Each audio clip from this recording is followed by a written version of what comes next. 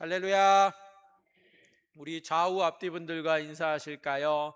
이렇게 인사하겠습니다. 예수님을 깊이 알아갑시다. 예수님을 깊이 알아갑시다. 네. 얼마나 반갑고 예쁜 얼굴들이에요. 그렇죠? 주님이 기다리셨고 주님이 불러주셨습니다. 그래서 우리가 이 자리에 나오게 된 줄 믿습니다. 주님을 만나는 자리가 가장 복된 자리입니다. 바라옵기는 예수님을 깊이 알아갈 수 있는 저와 여러분이 되시기를 주님의 이름으로 축복합니다. 예수님을 알아가는데 그냥 적당히 표면적으로 알아가는 정도가 아니고 정말 이 말씀 속에서 우리에게 자신을 완전하게 드러내시는 이면적인 예수님을 깊이 알아갈 수 있는 저와 여러분이 되시기를 다시 한번 주님의 이름으로 축복합니다.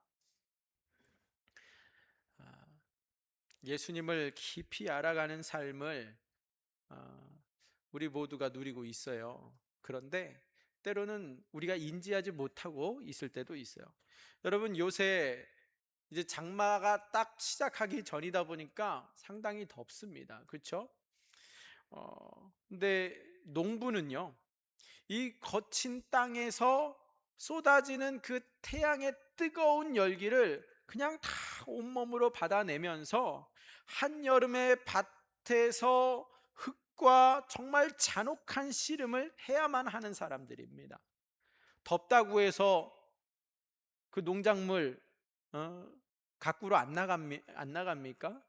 아니죠.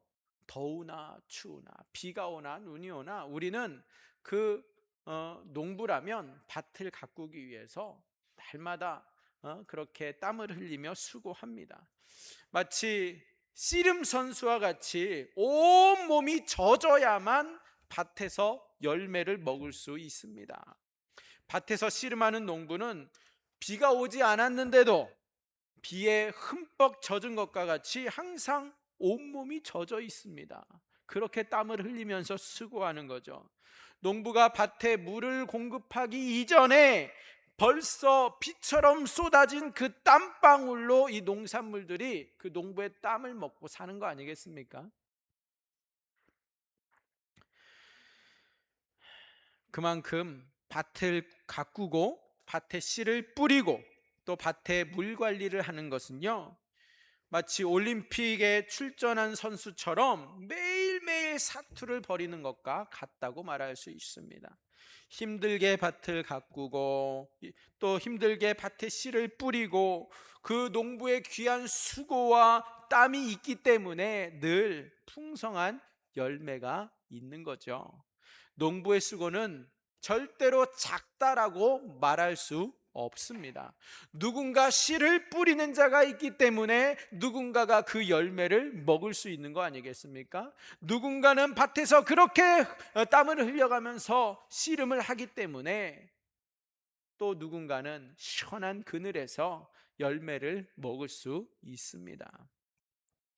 농부의 수고는 우리 대한민국이 아무리 IT 강국이라고 할지라도 더 중요하고 근본이 되는 것이 우리 농업이잖아요.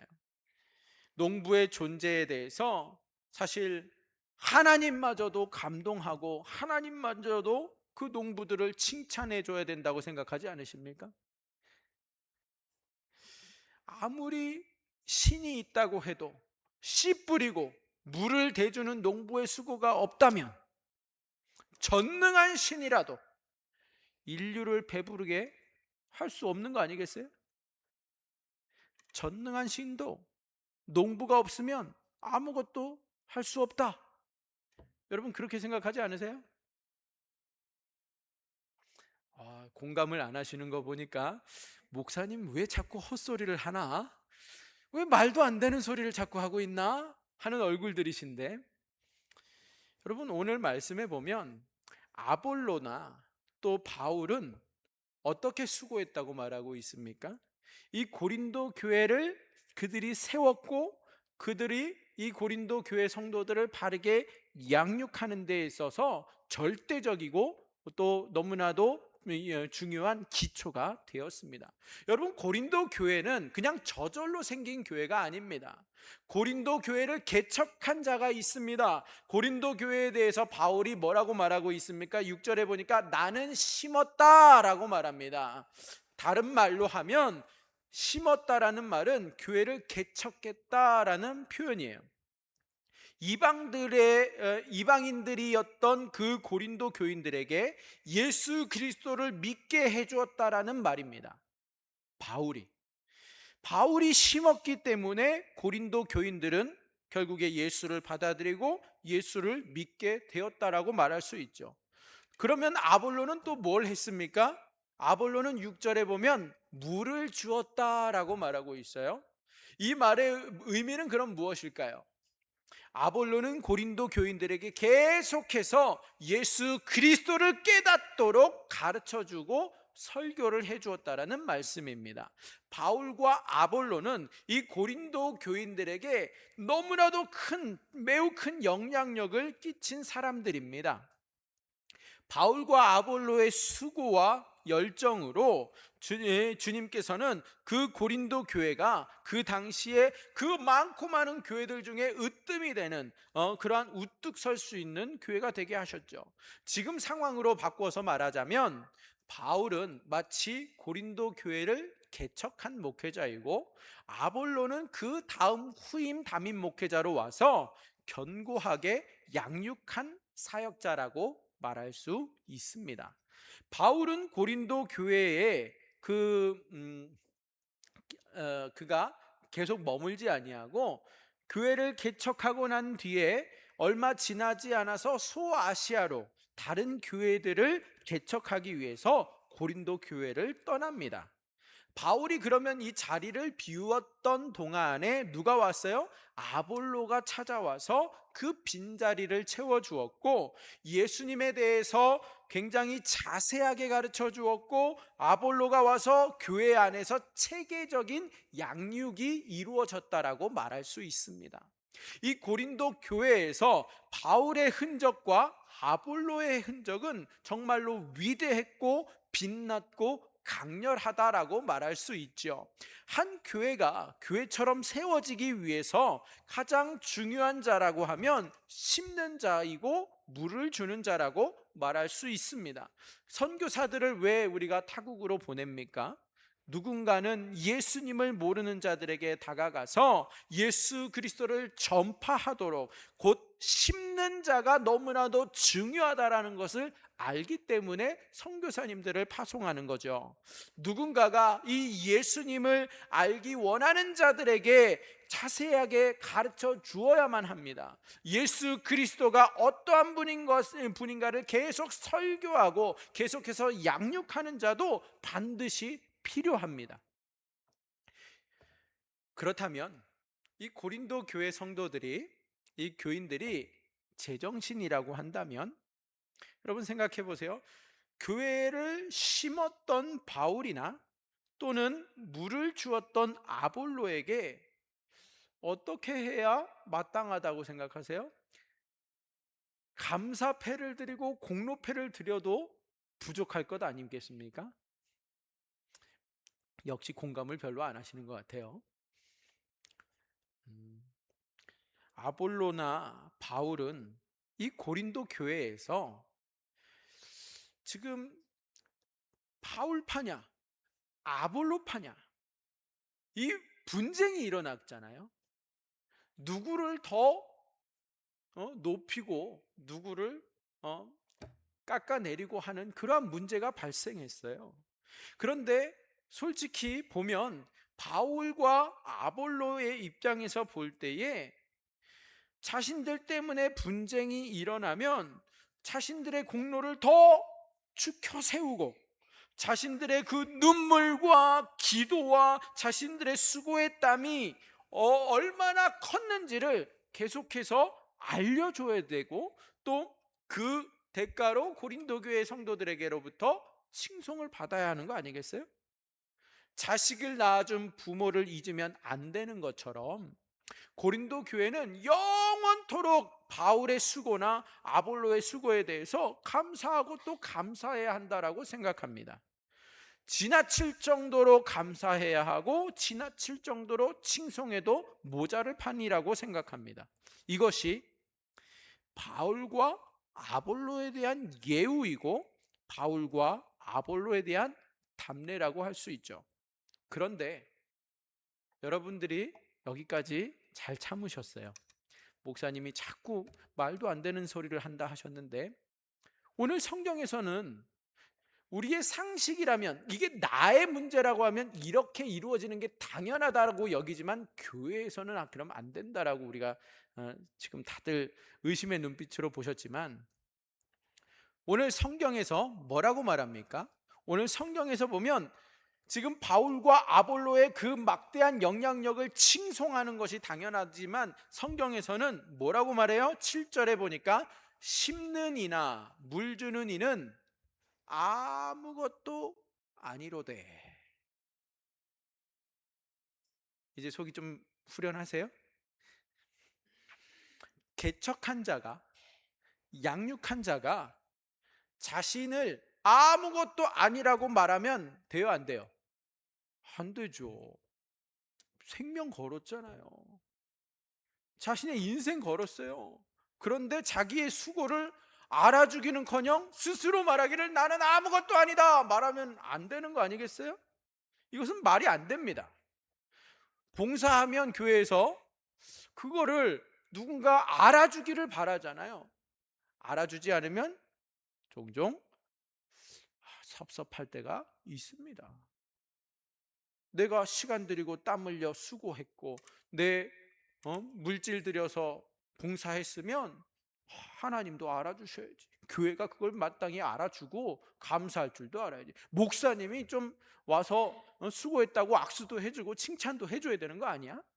그게 우리가 생각할 수 있는 부분이에요. 물론 우리 장흥교회 성도님 중에서는 저에게 알아달라고 하신 분은 없으셨어요. 역시 수준이 남다르십니다. 그런데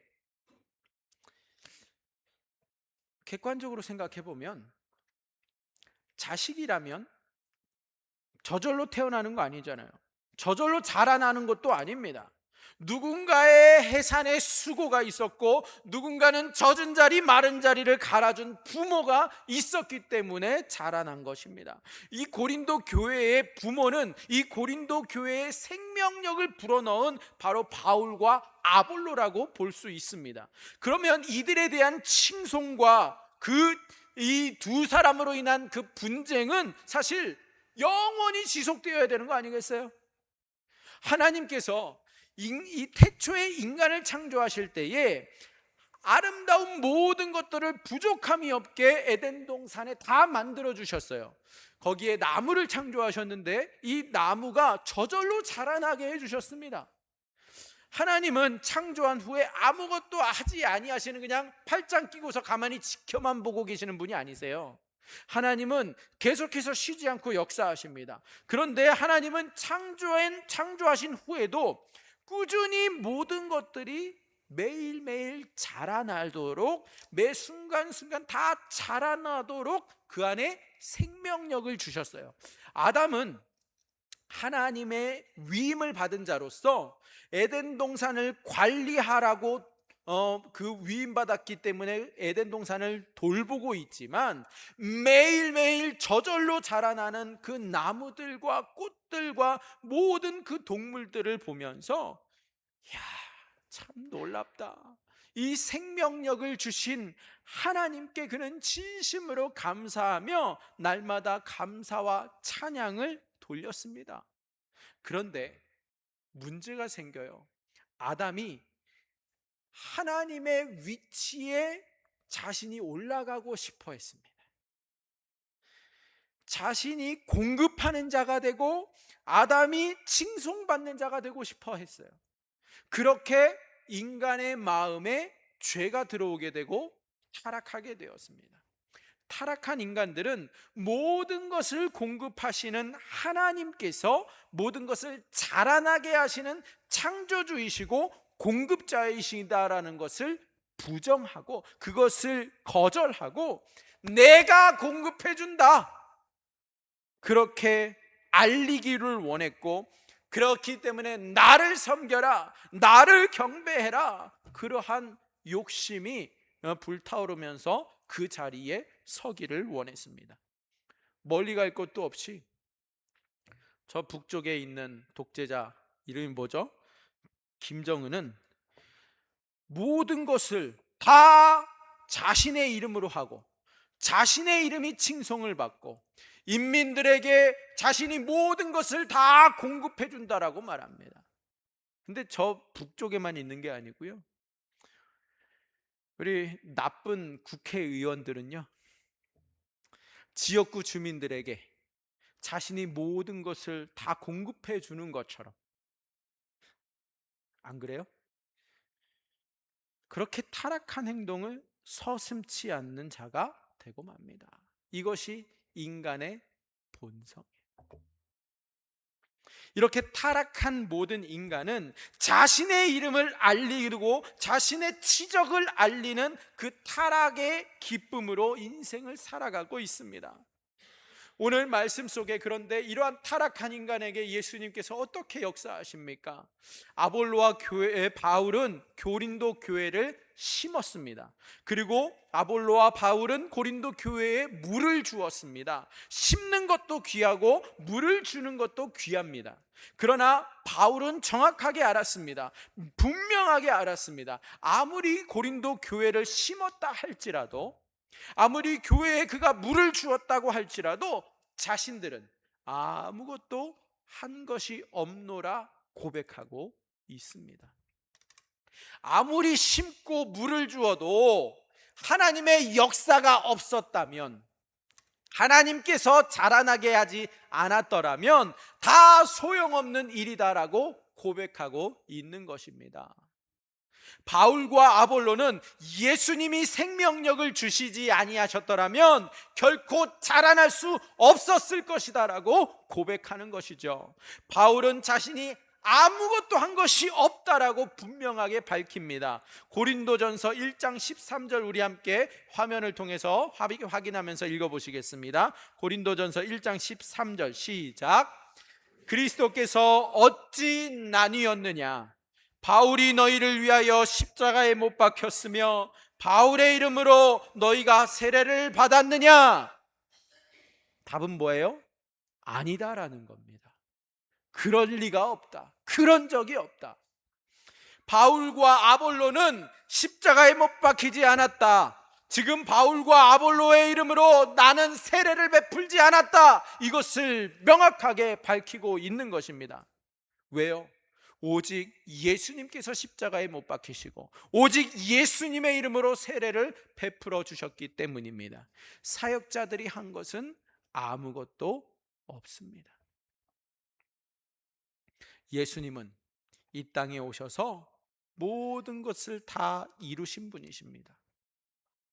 예수님은 자신의 생명력을 갖고 계시지만 그 사역들을 친히 하지 아니하시고 그의 예수님의 제자들을 시키셨죠. 세례를 베풀지만 예수님의 이름으로 베풀어요. 그렇지만 실제로 세례를 베푼 것은 누구예요? 제자들이었습니다. 지난주에 우리 감격의 세례식이 있었어요. 세례를 여러분들이 보실 때는 제가 베푸는 것 같지만 제 이름으로 베풉니까?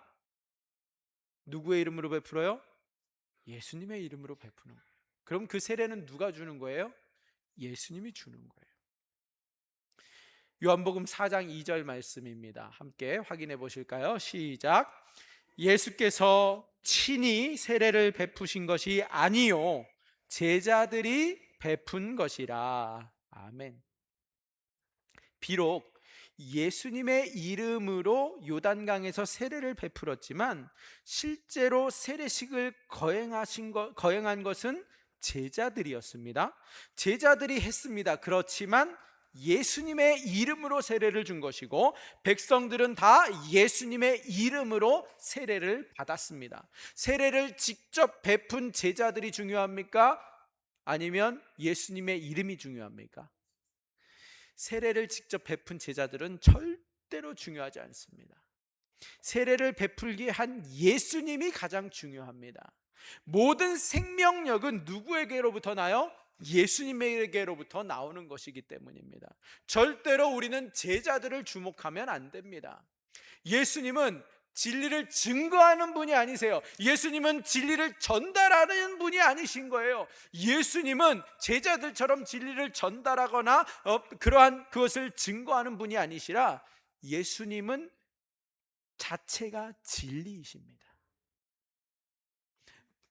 누군가에게 받아서 그것을 이렇게 토스하는 그러한 정도가 아니신 거예요. 예수님 자체가 진리시라고요. 예수님의 모든 말씀은 그러면 살아있는 진리가 되는 것이고 살아있는 생명이라는 말씀입니다.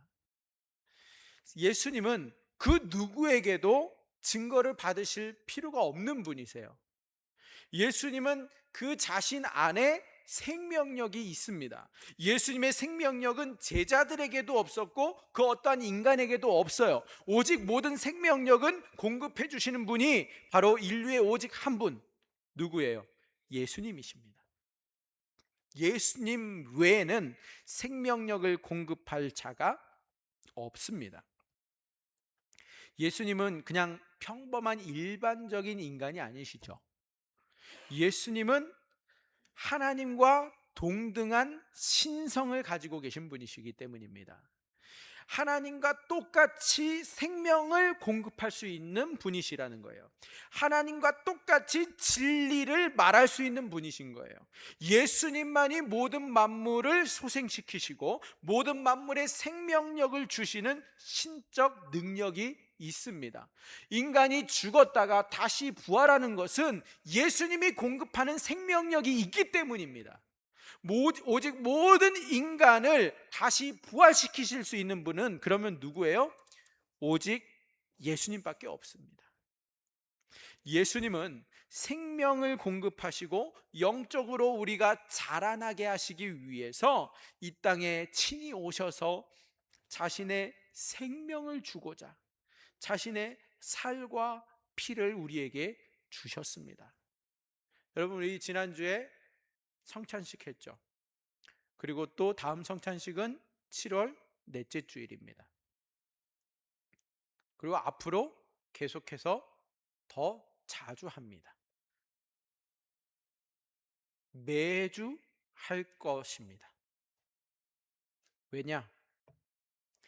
성찬이 있으면 예배입니다. 제사는 예배이죠. 제사에는 반드시 피 흘림이 있어요. 그런데 성찬이 피 흘림입니다. 성찬이 빠지면 모임은 될 수 있지만 예배는 아닌 거예요. 우리는 궁극적으로 모일 때마다 예수님의 살과 피를 먹는 성찬을 해야 합니다. 예수님께서 말씀하십니다. 하늘에서 내려온 살아있는 떡이다. 여러분, 성찬을 하면은요, 우리에게 놀라운 예수님의 능력이 나타나게 됩니다. 회복의 능력이 나타나고요, 우리 나이 드신 분들 노화가 멈추게 될 줄 믿습니다. 왜요? 예수님의 살과 피는 능력이잖아요. 유대인들은 그런데 이 예수님의 말을 들으면서 반응이 어땠는지 아세요? 예수님의 말을 그들이 오해하고 그들이 거부했습니다. 어떻게 저 평범한 갈릴리의 저 천한 출신의 목수가 자신의 살을 주겠느냐? 그렇게 비난하며 다투었습니다. 그런데 예수님과 모든 그 같이 있던 사람들이요, 이렇게 예수님의 말씀을 들으면서도 자기의 틀 안에서 다 끼워 맞추려고 하니까 거부할 수밖에 없었는데, 그렇다 보니까 예수님을 자꾸 모욕하고 그렇게 비난했지만 예수님은 그럼에도 불구하고 분명하게 말씀하셨습니다. 뭐라고 말씀하셨느냐? 요한복음 6장 51절 52절 함께 읽어보실게요. 요한복음 6장 51절 52절 말씀입니다. 시작. 나는 하늘에서 내려온 살아있는 떡이니 사람이 이 떡을 먹으면 영생하리라. 내가 줄 떡은 곧 세상의 생명을 위한 내 살이니라 하시니라. 그러므로 유대인들이 서로 다투어 이르되 이 사람이 어찌 능히 자기 살을 우리에게 주어 먹게 하겠느냐. 아멘. 예수님께서는 자신의 살과 피를 주셔서 우리에게 영생을 주고자 하셨습니다. 십자가에서 자신의 살과 피를 찢고 성찬에서 자신의 살과 피를 찢고 성찬에서 자신의 살과 피를 포도주와 빵으로 주시고자 하셨지만 유대인들은 예수님의 살을 먹을 필요가 없고 예수님의 그 더러운 피를 우리가 마실 필요가 없노라 그들은 욕을 했습니다. 어떻게 저 평범한 인간으로서 자신의 살과 피를 준다고 말하고 우리로 하여금 식인종처럼 예수의 살을 먹으라고 하는 것인지 유대인들은 도무지 이해할 수도 없었고 유대인들은 도무지 받아들일 수가 없었습니다. 유대인들은 예수가 미쳤다라고 생각하였고 예수가 식인종 파티까지 즐기는 자라고 그들은 비난하며 떠들어댔습니다. 이때 수많은 제자들 중에도요 예수님의 그 말씀을 듣고 오해합니다. 유대인들과 똑같이 이해하였어요. 그리고서 많은 이들이 예수님을 떠났습니다.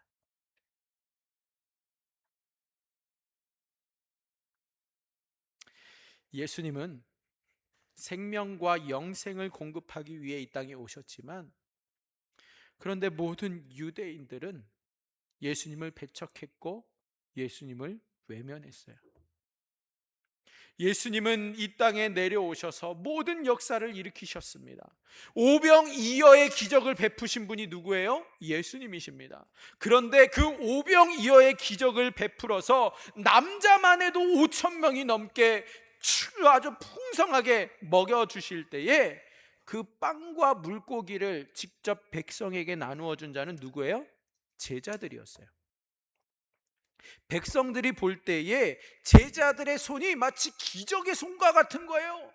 계속해서 광주리에서 뭔가를 끄집어내는데 들어가는 건 없는데 나오는 것만 있는 거 아니겠어요? 이 제자들의 눈빛은 너무나도 빵을 받는 이 백성들의 입장에서 볼 때는 자비로운 눈빛이에요. 값없이 거저주는 그 빵이 얼마나 고마워요. 제자들의 그 발은 너무나도 아름다운 발이었어요.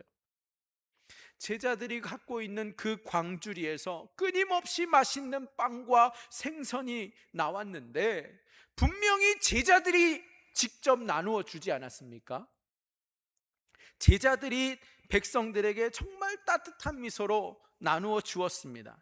백성들은 이 빵과 생선을 받았을 때에 누구에게 고맙다고 인사했어요? 제자들에게 고맙다고 인사했어요.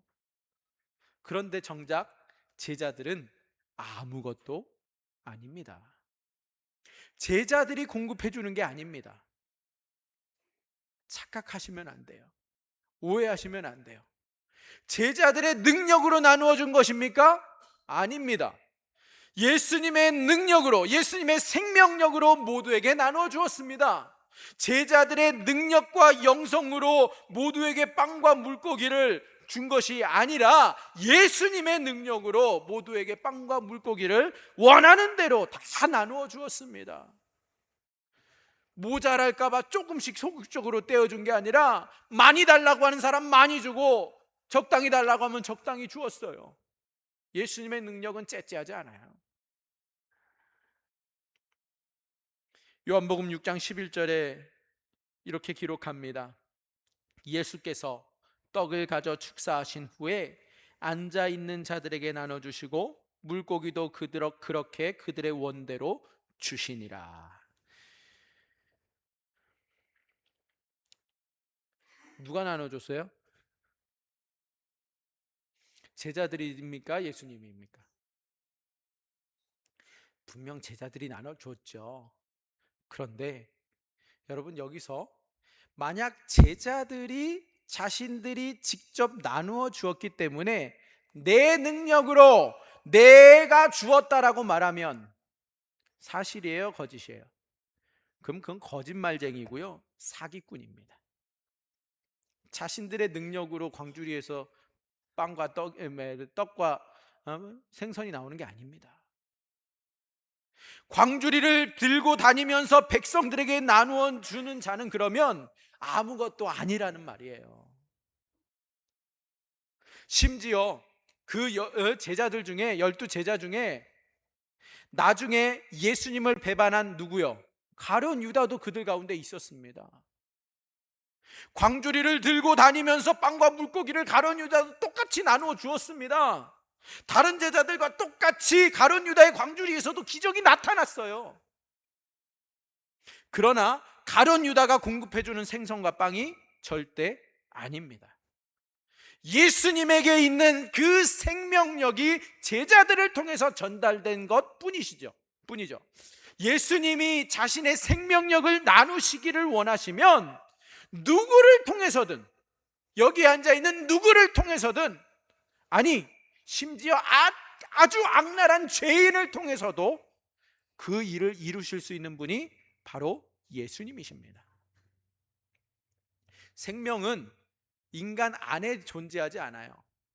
인간이 아무리 생명력 있게 보인다고 할지라도 생명력이란 인간이 소유할 수가 없습니다. 나무가 겨울을 맞이하면 어떻게 돼요? 모든 잎사귀는 다 떨어지죠. 앙상한 줄기만 남습니다. 그렇지만 뿌리가 살아있으면 생명력이 있는 거잖아요. 그래서 다음 해 봄이 되면 다시 이파리를 피우는 거 아니겠어요? 인간의 영혼도 예수님과 연결되어 있으면 아무리 혹독한 우리 인생의 겨울을 맞는다 할지라도 봄이 오면 잎사귀가 자라는 것처럼 나무가 되었든 인간이 되었든 생명력이 있는 뿌리에 영혼이 예수님에게 연결되어 있어야 봄에 다시 꽃을 피울 수 있는 것입니다. 예수님이 생명력을 주시면 어떤 인간도 영적으로 성장하게 됩니다. 그러나 예수님과 연결되어 있지 않으면 더 이상 자라날 수가 없습니다. 생명은 각 사람에게 존재하지 아니하고 아무리 죄 많은 인간이라 할지라도 예수님이 주시는 생명력으로 우리 영혼이 충만해질 수 있습니다. 영혼이 새로워질 수 있습니다. 모든 만물의 생명력은 반드시 예수님과 연결되어야만 합니다.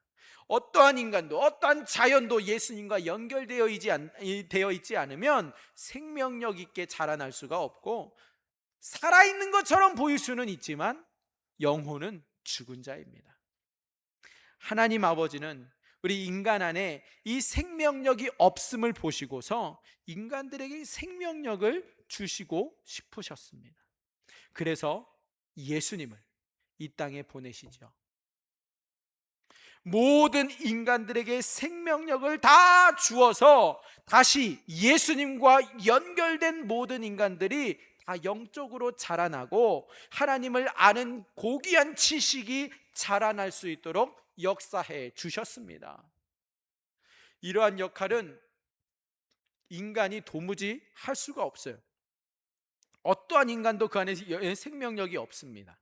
그래서 예수님과 연결되어서 생명력을 다시 회복시켜 주시고자 하나님 아버지는 생명력으로 가득한, 생명력으로 풍성하신 예수님을 이 땅에 보내십니다.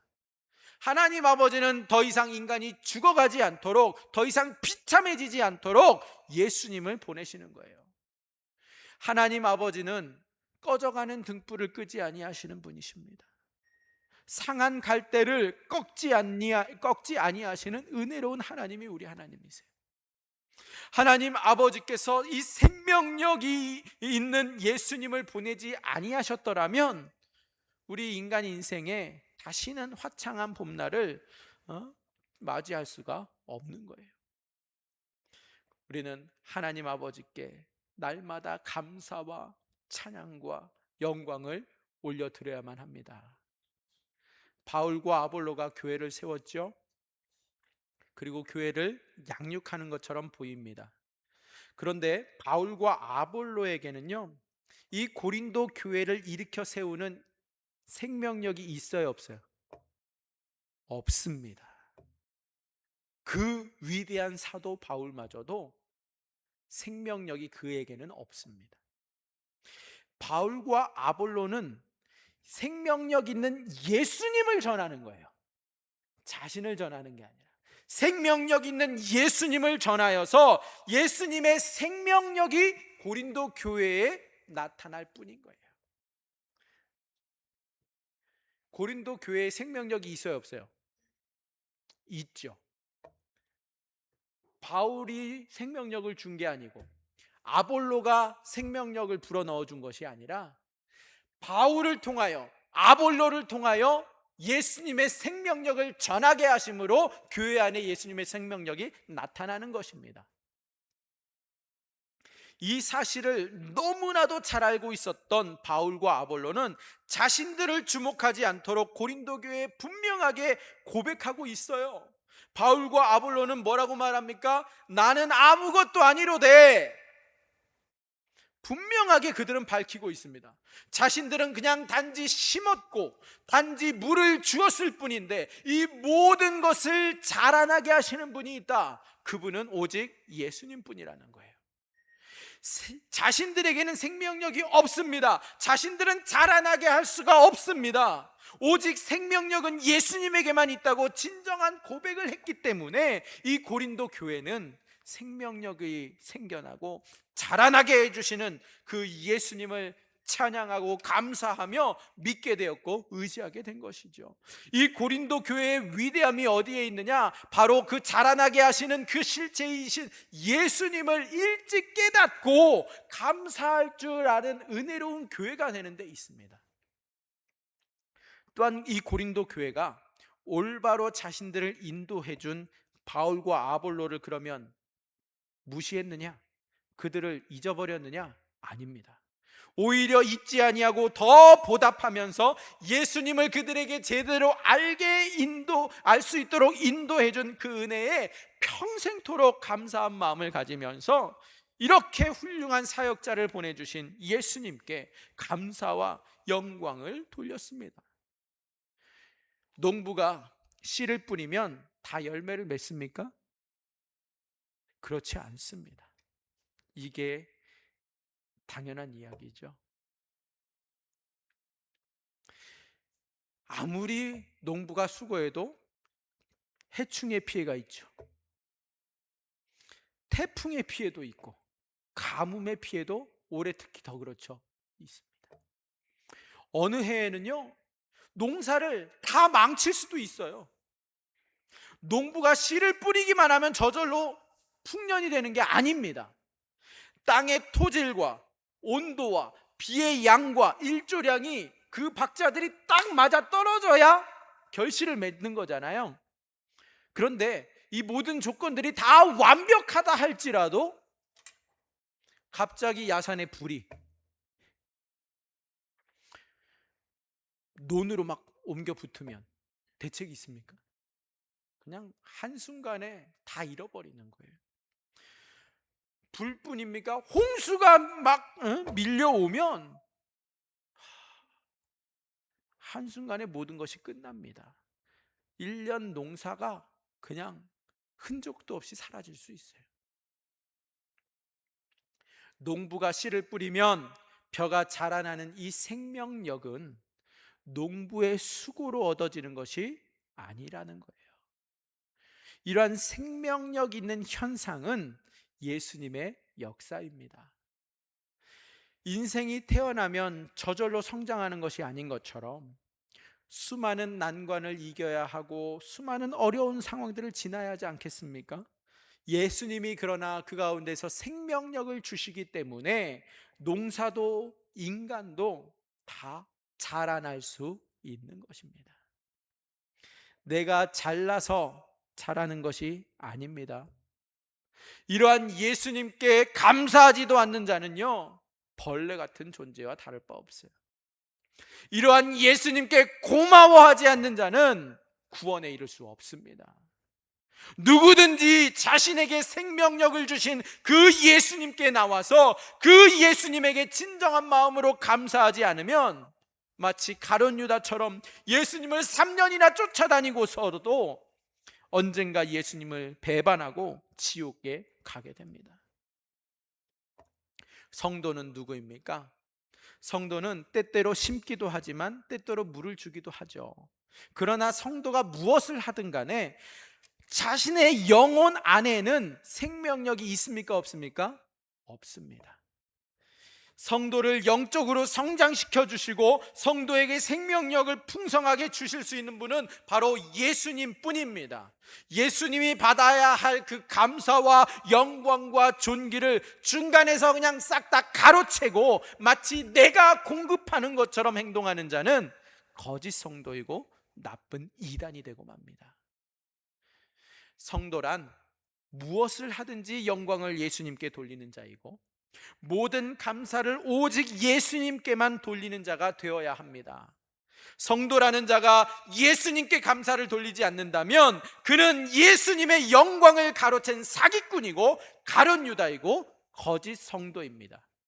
성도가 아무리 땀을 흘려서 심어도 아무리 큰 수고로 물을 주었다 할지라도 자신의 영광을 가려야 하고 자신은 아무것도 아닙니다라고 고백할 수 있는 자가 되어야만 합니다.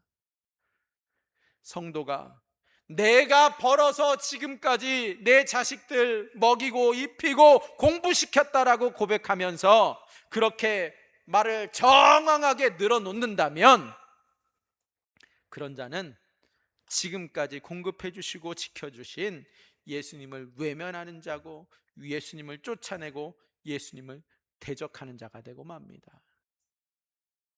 예수님의 사역은 때때로 직접 나타나지 않아도 성도를 향하여서 쉬지 않고 자라나게 하시는 것이 예수님의 생명력입니다. 성도를 위해서 지금도 쉬지 않고 돌보고 계십니다. 인간이 심지어 잠을 들 때도 농부가 쉬고 있다 할지라도 예수님은 주무시지도 아니하시고 쉬지도 아니하시고 계속해서 성도들의 삶에 가정 위에 직장과 그리고 모든 관계 속에 생명력을 더하여 주셔서 날마다 더 좋아지도록 날마다 더 풍성해지도록 역사해 주시는 분이 우리 예수님이십니다. 예수님은 어떠한 성도에게 바울과 아볼로처럼 복을 주시는가? 여러분 궁금하지 않으세요? 나는 아무것도 아닙니다. 모든 것을 다 예수님이 하셨습니다. 그렇게 감사의 고백을 하는 자에게 예수님은 오늘도 쉬지 아니하시고 공급해 주시며 그 성도의 일생에 오병이어의 기적으로 그 작은 떡과 물고기로 5천을 먹이시고도 남게 하시는 그 오병이어의 기적으로 날마다 부어 주십니다. 이러한 감사를 드려야 되지 않겠어요? 근데 감사를 드리지 않으면 오병이어의 기적을 통해서 맛있게 먹었다 할지라도 소화도 되기 전에 위경련으로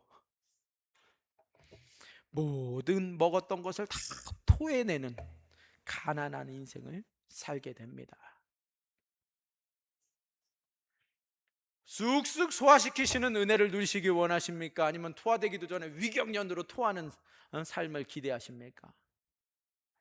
감사하는 자와 하나님의 영광을 가로채는 자의 결말입니다. 이제 우리는 바울과 아볼로처럼 고백할 줄 아는 자가 되기를 소망합니다.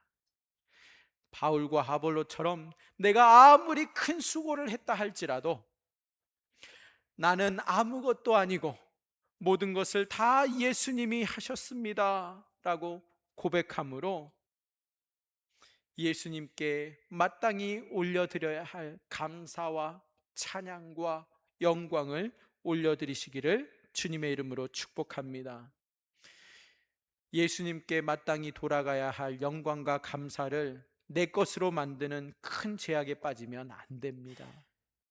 내가 직장을 아무리 열심히 다녀도 내게 그 직장을 주시고 그 직장에서 날마다 일할 수 있도록 해주신 분은 바로 예수님이라고 우리는 감사해야 합니다.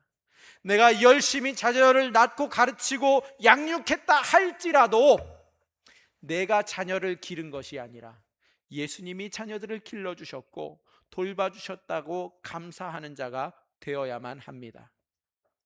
내가 예배를 드리고 내가 찬양팀으로 섬기고 내가 교회에서 교사를 한다 할지라도 주방에서 사역을 한다 할지라도 지금까지 나는 아무것도 한 것이 없습니다 고백할 줄 아는 자가 바로 이 시대의 바울과 아볼로가 됩니다.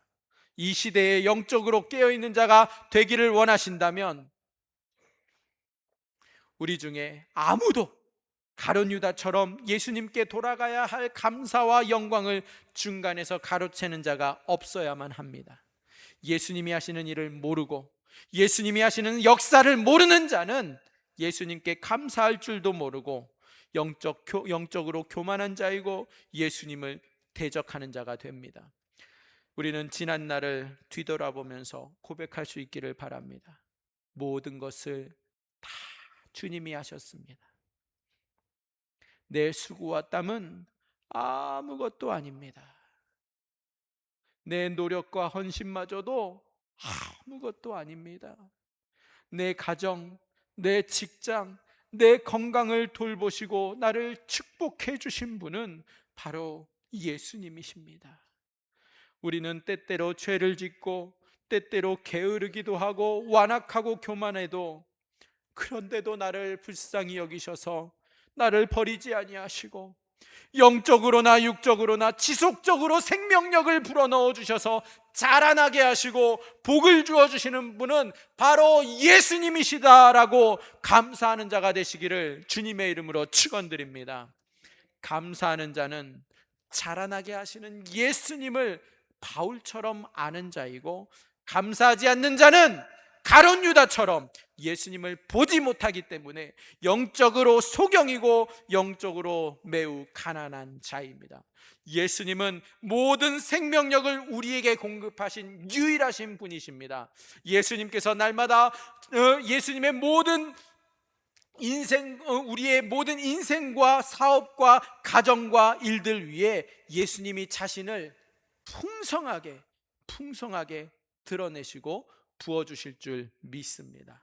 날마다 그러한 은혜를 받으시기 원하신다면, 그래서 감사와 찬양이 끊이지 않는 복된 인생을 살기를 원하신다면 우리는 무엇을 해야 할까요? 우리는 이번 주 어떻게 우리의 삶에 적용해 볼까요? 바울과 아볼로처럼 모든 영광과 감사를 예수님께만 돌리고 나는 아무것도 아니라고 영적으로 깨어 있어야만 하는데, 그러면 영적으로 성숙한 자가 되기 위해서 우리는 어떻게 하면 좋을까요? 하루아침에 바울처럼 아볼로처럼 영적으로 우뚝 설 수 있어요? 그럴 수 없습니다. 막 내가 지금 마음만 먹으면, 결단만 하면 모든 영광과 감사를 예수님께 돌릴 수 있는 복된 자가 됩니까? 전혀 그렇지 않습니다. 모든 것은 시간이 걸리고 천천히 자라나는 법이죠. 그러나 모든 것은 예수님이 공급하시는 그 생명력으로 꾸준히 자라나야 합니다. 그렇게 하기 위해서 심는 바울이나 물을 주는 아볼로를 볼 것이 아니라 우리는 예수님을 봐야 합니다. 예수님을 깊이 알아가야 합니다. 이렇게 높은 수준으로 올라가야만 합니다. 그러려면 여러분, 방학 전까지 얼마 안 남았어요. 금요기도회에 한번 나와 보세요. 밤새 한번 철야하면서 기도해 보세요.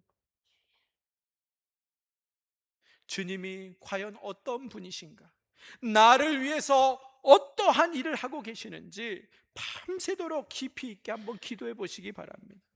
여러분, 30년, 40년, 아니 평생 동안 정말 짧게 식사기도 수준으로만 우리가 기도하고서는 바울처럼 아볼로처럼 예수님을 볼 수 없습니다.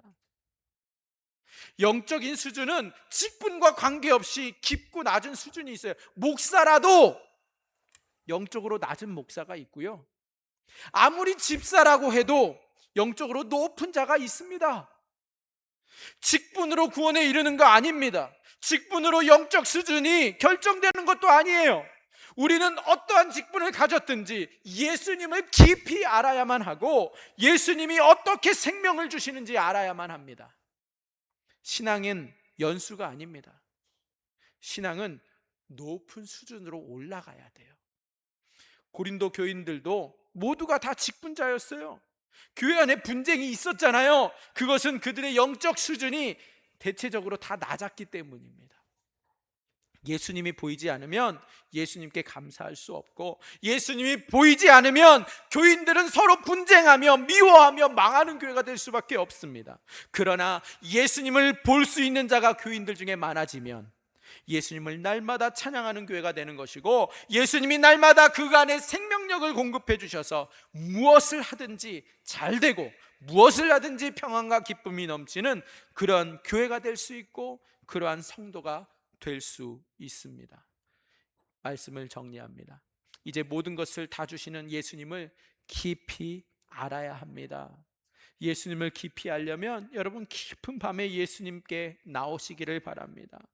그 깊은 밤에 예수님을 만나면 모든 것을 다 주시는 예수님을 만나게 되고, 감사가 저절로 나오고 찬양이 저절로 나오고 기쁨과 평안이 넘치는 인생을 살게 될 줄 믿습니다. 자라나게 하시는 그 예수님을 본 자만이 예수님의 미소를 갖는 것이고, 예수님의 그 능력으로 인생을 살게 되고, 자라나게 하는 예수님을 못 본 자는 울상을 짓고 남은 인생을 그저 자기 힘으로 힘들게 살아갈 수밖에 없습니다. 여러분, 그런 의미에서 일주일에 한 번 철야기도는 선택이 아니라 예수님을 깊이 만나는 필수가 되어야 합니다. 언제까지 남을 판단하는 인생을 살고, 언제까지 남의 신앙으로 먹고 사는 어린 신앙만 가지려고 하십니까? 이제는 자신의 신앙의 수준을 바울처럼 아볼로처럼 높이고 싶다면 철야기도에서 깊은 밤에 예수님을 깊이 만나셔야 합니다. 이렇게 예수님을 만나야 영원토록 우리의 삶과 인생에 생명력을 주시고 모든 것들이 다 형통하도록 주님이 역사해 주십니다. 우리는 지금까지 예수님이 공급해 주시는 모든 것으로 살아왔던 주님의 자녀들입니다. 우리 이 시간 눈 감고 주님께 나는 아무것도 아닙니다, 오직 주님이 다 하셨습니다, 이렇게 외치면서 주님을 찬양하며 기도로 나아가겠습니다. 주여, 주님, 나는 아무것도 아닙니다, 오직 예수님께서 다 하셨습니다. 하나님, 그런데도 내가 그 자리에 올라가고 싶어 했고, 내가 모든 것을 다 이룬 자처럼 영적으로 교만에 빠져서 살았음을 고백합니다. 주여, 불쌍히 여겨주시고 용서하여 주시옵소서. 예수님으로 살아가야 하는데 예수님을 보지 못해서 마치 내가 그 자리에 저절로 이른 것처럼, 내 수고와 내 땀으로 그 자리에 올란 것처럼 아버지, 내가 착각하며 살았습니다. 하나님, 불쌍히 여기시고 이제는 예수님을 깊이 알아갈 수 있는 아버지 은혜를 주시되, 예수님께서 다 하셨사옵니다, 예수님만이 생명력이 있습니다, 고백할 수 있는 믿음의 영을, 믿음의 눈을 열어 주시옵소서. 주님, 오늘도 역사하실 주님을 찬양합니다. 생명의 근원 되시며 우리를 날마다 자라나게 하시는 하나님 아버지를 찬양합니다. 오늘 말씀을 통하여 우리의 신앙과 삶을 돌아보게 하심을 감사드립니다. 바울과 아볼로가 고백했던 것과 같이 우리가 인생을 살아가면서 가정 속에서, 직장 가운데 또는 교회에서 아무리 눈물 어린 수고를 하고 땀방울을 흘렸다 할지라도 우리는 아무것도 아닙니다, 오직 자라나게 하시는 이는 하나님뿐이시라는 영적인 겸손을 우리에게 허락하여 주시옵소서. 내 힘과 내 능력으로 모든 것을 이룬 줄 착각했던 교만을 이 시간 주님 앞에 내려놓습니다. 내가 잘나서 자라난 것이 아니고 주님께서 밤낮 쉬지 않고 돌보셨기 때문이며 생명력을 공급해 주셨기에 오늘 우리가 이 자리에 있음을 고백합니다.